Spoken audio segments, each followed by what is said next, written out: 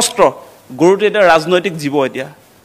political হাতিয়াৰ গৰু এই মুহূৰ্তত হিমন্ত বিশ্ব শৰ্মাহঁতৰ কাৰণে গৰু নোপোহা মানুহ গৰু সম্পৰ্কে তেওঁ নাজানে মই এই কথাটো কৈছো যে গোটেই ৰাজপথত গৰু যে ডেইলি মৰি আছে সেইবিলাক তেওঁলোকে অতৰাই কেতিয়াবা দাহন কিবা কৰিছে নে নাই ইয়াৰ কাৰণে গোমাংস নিষিদ্ধ কৰাৰ যি সিদ্ধান্ত গ্ৰহণ কৰিলে এই সিদ্ধান্তটোৰ বিৰুদ্ধে আমি 26ত সকলো ঐক্যবদ্ধ হৈ উজনি অসমৰ খেতিয়কসকল কৃষক আমাৰ সকলো মানুহে বিজেপি বিৰুদ্ধে ভোটদান কৰিব লাগে তেওঁলোকক শাস্তি দিবলৈ ক্ষমতাৰ পৰা উৎখাত কৰিব লাগে যে এতিয়া গৰু যিবিলাকে পুহি পোৱা নাই সেই মানুহবিলাকে গু সম্পৰ্কত তেওঁলোকে সিদ্ধান্ত গ্ৰহণ কৰিছে এতিয়া আপোনালোকে নিশ্চয় দেখিব উজনি অসমৰ বহু মানুহে আসলে গৰুটোক জীৱিকা হিচাপে লৈছে তেওঁলোকে গৰু পোহপালন কৰি তেওঁলোকে বিভিন্ন সময়ত নিজৰ ঘৰটো চলাইছে আমাৰো মনত পৰে মোৰ নিজৰ ক্ষেত্ৰতে ময়ো এডমিশন লৈছিলো গৰু বিক্ৰী কৰি তেনেকুৱা হৈছে যে এতিয়া মুছলমানৰ বিৰুদ্ধে একশন লৈছে বুলি ভাবিছে তেওঁলোকে কিন্তু সেইটো নহয় প্ৰেক্টিকেল কথাটো হৈছে আপোনালোকে জানে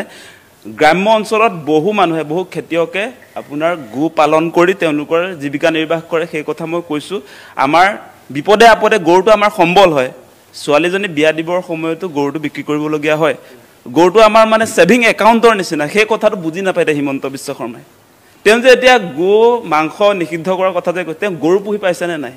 সেই প্ৰশ্নটো আমি সুধিব মন যায় আৰু গু মানে কি গু মাতা বুলি কৈছে ন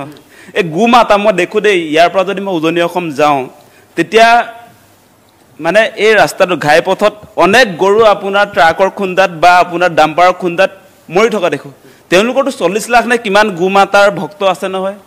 মানে ভাৰতীয় জনতা পাৰ্টিৰ কৰ্মীও আছে বুলি কৈছে কিমান সেই গৰুবিলাক এদিনো তেওঁলোকৰ মাতা যে বিপদগ্ৰস্ত দুৰ্ঘটনাগ্ৰস্ত তেওঁলোকক উদ্ধাৰ কৰি বা তেওঁলোকক আনি কেতিয়াবা তেওঁলোকে আসলতে গৰুবিলাক মানে যিবিলাকক আসলতে ৰাস্তাত খুন্দিয়াই মাৰি থৈ গৈছে সেইবিলাকৰ ক্ষেত্ৰত তেওঁলোকে তাতে দেখোন পচি যায়গৈ কোনবাই সেই গৰুবিলাক উঠাই আনি সাইডত কৰবাত পুতিছে নেকি কেতিয়াবা তেওঁলোকে মানে ৰাজনীতি কৰিবৰ কাৰণে গুটো আনিছে এতিয়া গু মাংস নিষিদ্ধ কৰাৰ মূল কথাটো হৈছে আপোনালোকে নিশ্চয় দেখিছে এতিয়া এই গু মাংসক লৈ তেওঁলোকে ৰাজনীতি কৰিছে খাদ্যক লৈ ৰাজনীতি কৰাটো উচিত নহয় এটো কেতিয়াও হ'ব নালাগে জীৱিকা হ'ব লাগে এটো জীৱিকা হৈও আছে আপোনালোকে জানে সেই কথাটো এটো এতিয়া আপোনালোকে নিশ্চয় লক্ষ্য কৰিব এই গুটোক লৈ এটা ইন্ডাষ্ট্ৰি হ'ব পাৰে এটো কৰ্মসংস্থাপনৰ এটা আহিলা হ'ব পাৰে গু পালন কৰি আপোনাৰ ধুনিয়া বহুত মানুহ চলি আছে সেই কথাটো বুজি নাপায় এতিয়া চৰকাৰে আৰু তেওঁলোকে এতিয়া কি কৰিছে যে গু মাংসতে নিষিদ্ধ কৰিছে গু মাংস নিষিদ্ধ কৰাৰ ফলস্বৰূপে আজি ৰাজমাই বজাৰত হাহাকাৰ পৰিস্থিতি তাত আমাৰ যিবিলাক মিচিং মানুহে গৰু আনিছে সেই গৰু আজি বিক্ৰী হোৱা নাই যিবিলাক গৰু আপোনাৰ 50,000 টকাত বিক্ৰী হৈছিল সেই গৰুৰ দাম আজি 10,000 20,000 টকা পানীৰ দৰত গৰু এতিয়া বিক্ৰী কৰিবলগীয়া হৈছে ক্ষতিকাৰ হৈছে গৰু খোৱা মানুহবিলাকৰ ক্ষতি হোৱা নাই নহয় লাভ হৈছে তেওঁলোকে কম দামত গৰু পাইছে তেওঁলোকৰ লাভ হৈছে বৰং আমাৰ যিবিলাক থলুৱা খিলঞ্জিয়া মানুহে গু পালন কৰি আহিছিল তেওঁলোকৰ লোকচান হৈছে তেওঁলোকৰ মানে বুকুত গজাল মাৰিছে আজি হিমন্ত বিশ্ব শৰ্মাই গতিকে হেতু কেতিয়া উচিত নহয় তেওঁলোকে আসলতে গৰু ভক্ষণ কৰিছিল হেতু বুৰঞ্জীটো উল্লেখ আছে আৰু সেই কথাই ৰাজু ফুকনে কৈছে গতিকে এতিয়া আপোনাৰ মুছলমানে খোৱাৰ কাৰণে নিষিদ্ধ কৰিছে এতিয়া আৰু আহোমসকলে এতিয়া আজিকালি নোখোৱা হৈ পৰিছে বাৰু হেতু বেলেগ কথা কিন্তু পূৰ্বতে খোৱাও হৈছিল আৰু আমিতো কেতিয়াও গুক মাতা বুলি আমি কোৱা নাই গু মাতা বুলি কোনবাই এতিয়া কৈ দিয়াৰ কাৰণে গৰু বন্ধ হ'ব কাইলে যদি কোনবাই গাহৰিক মাতা বা পিতা বুলি কৈ দিয়ে তেতিয়া হলে গাহৰি বন্ধ কৰিব নেকি খাদ্যক লৈ এনেকৈ আসলে নিকৃষ্ট ৰাজনীতি কৰা কোনো কাৰণতে উচিত নহয় আৰু মানুহে এই কথাখিনি বুজি উঠিব লাগে আৰু এতিয়া গু মাংস নিষিদ্ধকৰণৰ কাৰণে তেওঁলোকে যিখন গু সুৰক্ষা আইন আনিছিলে ইয়াৰ পূৰ্বে তাৰ পাছত আকৌ কেবিনেট সিদ্ধান্ত এতিয়া ৰেষ্টুৰেণ্ট হোটেল সেইবিলাকত বা পাব্লিক প্লেস মানে যিবিলাক অনুষ্ঠান হয় সেইবিলাকত গু মাংস নহব বুলি যিটো কথা কৈছে গতিকে হেতুৰ পৰা আমাৰ ক্ষতিগ্ৰস্ত হৈছে আৰু ৰাইজে সেই কথাটো বুজি উঠিছে আজি মই খবৰ লৈছিলো আমাৰ বগী নদীত মই নিজে লখিমপুৰ জিলা বিলং কৰো আমাৰ বগী নদী বজাৰ তাতো আপোনাৰ গৰু মাংসৰ কাৰণে এখন বজাৰ আছিল এতিয়া তাতো এটা হাহাকাৰ পৰিস্থিতি তালৈ কিন্তু যিখিনি মানুহে গৰু আনে সেই মানুহবিলাক আমাৰ মিচিং সম্প্ৰদায়ৰ মানুহ গতিকে আমাৰ ট্ৰাইবেল মানুহবিলাকৰ ওপৰত এটা একচন হৈছে এতিয়া মুছলমানৰ বিৰুদ্ধে লৈছে বুলি কৈছে কিন্তু আমাৰহে এতিয়া পকেটটো খালি কৰি লৈ গৈছে হিমন্ত বিশ্ব শৰ্মাই গৰু বিক্ৰী কৰি যে আমি ঘৰখন চলাই আছিলো এতিয়া হেতুটো তেওঁ দিব নেকি পইচা এতিয়া আমাৰ লৰা ছোৱালীক এডমিশন লবৰ কাৰণে হিমন্ত বিশ্ব শৰ্মাৰ পইচা দিব নেকি আজি আমাৰ খেতিয়কসকলৰ ছোৱালীজনী বিয়াৰ সময়ত বা লৰাটোলে যেতিয়া ছোৱালীজনী আনিব সেই সময়ত যে গৰু বিক্ৰী কৰি বিয়াখন যে পাতু সেই বিয়াৰ খৰচ হিমন্ত বিশ্ব শৰ্মাই বহন কৰিব নেকি এতিয়া তাৰ সমান্তৰালভাৱে আমি দেখিছো যে বোলে এজনে কৈছে বিজেপিৰ হেজন ৰাষ্ট্ৰীয় ৰাজ্যিক সভাপতি বোলে কি বুলি কৈছে মানে গৰুৰ ইতিহাস আছে গাহৰি বোলে ইতিহাস নাই এনেকুৱা ফটুৱা কথা কেলে কয় গাহৰিৰো ইতিহাস আছে আপোনালোকে জানে যে হিন্দু ধৰ্মত বৰাহৰ অৱতাৰ বুলি যে কোৱা হৈছে ভগৱান বিষ্ণুৰ অৱতাৰ গাহৰি আছে না নাই মৎস্য কুৰ্ম অৱতাৰ হোৱাটো কথা জানে তাৰ সমান্তৰালভাৱে গৰুৰ গাহৰিৰ অৱতাৰ লৈছিলে বৰাহৰ অৱতাৰ বুলি কৈছে বৰাহ মানে গাহৰি নহয় জানো সেই কথা আমি জানো গতি ইতিহাসটো যদি আপুনি খুচৰি চাই তেতিয়াহ'লে আপোনাৰ গাহৰি ইতিহাস নাই বুলি কোৱাটো এটা ভয়ংকৰ কথা হৈছে আৰু আজিৰ দিনটোতো আপোনালোকে জানে আমি মিচিং সম্প্ৰদায়ৰ মানুহ গাহৰি নহ'লে আমাৰ এতিয়াও আজিৰ দিনটোতো পূৰ্বৰে পৰা পৰম্পৰাভাৱে চলি আহিছে যে আমাৰ সকাম নিকাম নহয় ভৱেশ কলিতা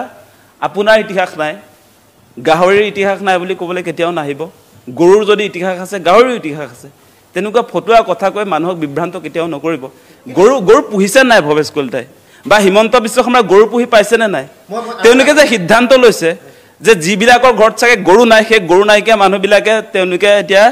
আপোনাৰ গোমাংস নিষিদ্ধ কৰা বা গৰু খাবনে নাখাব বা গৰুৰ ব্যৱসায়টো সেই সম্পৰ্কত তেওঁলোকে সিদ্ধান্ত ল'ব নজনা মানুহে কৰা কাম সেইবিলাক সঁচা সঁচিয়ে কৈছোঁ নজনা মানুহে কৰা কাম হিমন্ত বিশ্ব শৰ্মা তেওঁলোকে চিণ্ডিকেটৰ স্বাৰ্থত কৰিছে গৰুটো এটা মই কৈছোঁ এটা অৰ্থনীতি হ'ব পাৰে সেই কথাটো বুজি নোপোৱাটো সেইটো কি মানুহ সেই কথাটো বুজি পোৱা নাই বহুত টকাৰ ৰেভিনিউ আহিব গৈ থাকক ইয়াৰ পৰা বাংলাদেশ যায় নে ছুইজাৰলেণ্ড যায় নে য'ত যায় বহি ৰাজ্যত যায় ৰাজ্যটো পাৰ কৰি ক'ৰবাত গুচি যাওক চীনলৈ গুচি যাওক সেইটো আমাৰ মতলব নাই নহয় তাৰ পৰা আমাৰ ব্যৱসায়টো হ'ব লাগে অৰ্থনীতিটো আহিব লাগে টকা আহিব লাগে মানুহে চলিব পৰা এটা ব্যৱস্থা আছে সেইটোত মোৰ একো প্ৰব্লেমেই নাই তাত এইটো চিণ্ডিকেট চলাই থকাবিলাকৰ প্ৰব্লেম আমি যিবিলাকে গাঁৱত গৰু পুহি আছোঁ আমাৰ চিণ্ডিকেটৰ লগত মতলব নাই আমি গৰুটো বিক্ৰী কৰি টকাটো উপাৰ্জন কৰিব লাগে টকা আৰ্নিং কৰিব লাগে সেইটোৰে আমি চলিব লাগে সেই কথাটোতে আমাৰ মূল কথাটো আছে গৰু ব্যৱসায় ক'ত চলি থাকক সেইটো কথা নাই নহয় তাত মুঠতে ৰেভিনিউটো জেনেৰেট হ'ব লাগে সেইটো যদি আমি যদি চৰকাৰত থকা হ'লে আমি সেইটো লিগেলাইজ কৰি দিলোহেঁতেন গৰু ব্যৱসায়টো আপোনাৰ সেইটো এটা ডাঙৰ অৰ্থনীতিৰ প্ৰতি ডাঙৰ যোগদান হ'লহেঁতেন সেই কথাটো বুজি নলয় এতিয়া ধৰ্মীয় স্বাৰ্থত ধৰ্মীয় বুলিয়ে ক'ব লাগিব এতিয়া অসমত বা ভাৰতত আপোনালোকে জানে এই ধৰ্মক লৈ ৰাজনীতি চলি আছে সাম্প্ৰদায়িক ৰাজনীতিয়ে চলি আছে সেইবিলাকৰ কাৰণে এইবিলাক অস্ত্ৰ গৰুটো এটা ৰাজনৈতিক জীৱ এতিয়া পলিটিকেল হাথিয়াৰ গৰু এই মুহূৰ্তত হিমন্ত বিশ্ব শৰ্মাহঁতৰ কাৰণে গৰু নোপোহা মানুহ গৰু সম্পৰ্কে তেওঁ নাজানে মই সেই কথাটো কৈছোঁ যে গোটেই ৰাজপথত গৰু যে ডেইলি মৰি আছে সেইবিলাক তেওঁলোকে আঁতৰাই কেতিয়াবা দাহন কিবা কৰিছেনে নাই বাৰু ক্ল'জ মানে ইয়াৰ কাৰণে গোমাংস নিষিদ্ধ কৰাৰ যি সিদ্ধান্ত গ্ৰহণ কৰিলে এই সিদ্ধান্তটোৰ বিৰুদ্ধে আমি ২৬ত সকলোৱে ঐক্যবদ্ধ হৈ উজনি অসমৰ খেতিয়কসকল কৃষক আমাৰ সকলো মানুহে বিজেপিৰ বিৰুদ্ধে ভোটদান কৰিব লাগে তেওঁলোকক শাস্তি দিবলৈ ক্ষমতাৰ পৰা উৎখাত কৰিব লাগে তেওঁলোকে বাৰম্বাৰ গৰুটোক লৈ তেওঁলোকে ৰাজনীতি কৰি থাকিব হিন্দু মুছলমান কৰিবৰ কাৰণে সেইটো এটা হাথিয়াৰ গৰু গতিকে এই তেওঁলোকৰ হাথিয়াৰটো আমি নাইকিয়া কৰিবৰ কাৰণে উচিত প্ৰত্যুত্তৰ আমি দিব লাগিব আমাৰ যি ৰাজপথৰ আন্দোলন হ'ব লাগিছিলে হোৱা নাই কিন্তু আমি সেই আন্দোলনটো কনভাৰ্ট কৰিব লাগিব আমি ভোটৰ জৰিয়তে এইবাৰ মুঠতে এই ধৰ্মীয় ৰাজনীতি কৰি থকা সাম্প্ৰদায়িক ৰাজনীতি কৰি থকা বিজেপিক উৎখাত কৰিব লাগে ২৬ৰ নিৰ্বাচনত আৰু এটা কথা কৈ থওঁ আপোনালোকে নিশ্চয় দেখা পাইছে যে অসমত সমস্যা নাই নেকি বাৰু সমস্যাই সমস্যা আজি নিবনুৱাৰ সমস্যা আজি মূল্যবৃদ্ধিৰ সমস্যা আজি আপোনাৰ টোল গেটৰ সমস্যা আছে জীৱন জীৱিকাৰ সমস্যা মানুহৰ ইমান সমস্যা আছে মানুহ চলিব পৰা নাই আজি আপোনালোকে নিশ্চয় জানে যে বৰ্তমান সময়ত ১২৫০ টকাৰ কাৰণে মানুহে হাহাকাৰ কৰি থাকিব লাগে অৰুণোদয়টোৰ কাৰণে মানুহৰ টকা নাই এতিয়া গতিকে এই মুহূৰ্তত ইমান সমস্যা আছে